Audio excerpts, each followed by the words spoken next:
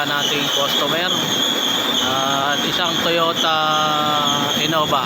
Bali ang gagawin natin dito mga ka-Helix ay itong kanyang CVT fluid mga ka-Helix. Ayan, babaklasin muna natin yung kanyang oil pan.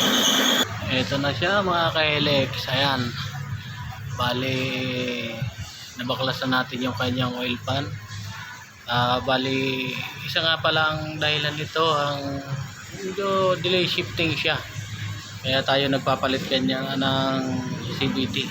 At kailangan every 70,000 mileage siya, kailangan talaga lagi nyo magpalit yan para hindi maapektuhan yung ating valve body. Ito ngayon siya ang natitira mga ka-Helix. Ayan, yung filter niya. Sa ngayon lilinisin lang muna natin dahil wala pa tayong pampalit. And then ayan yung oil pan niya, kaya binabaklas natin mga ka-Helix kasi ganyan pa siya. Kung mapapansin nyo, napakarami pa siyang natitira sa oil pan niya. Ayan, kahit nasabihin mo may drain plug siya, ganyan pa siya natitira. Ayan, okay, update ko kayo mga ka-Helix. Ayan na mga ka-Helix, naikabit na natin yung kanyang filter. Ayan, inabutan na nga tayo ng ulan dito mga ka-Helix. Oh, kita nyo kung gaano kalakas ngayon. Oh, ayan, oh.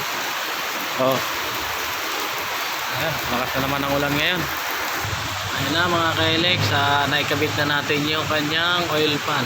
Ngayon naman ay magsasali naman tayo ng kanyang ATF CVT oil. Dito bali dito naman natin yan isasalin mga ka-Helix.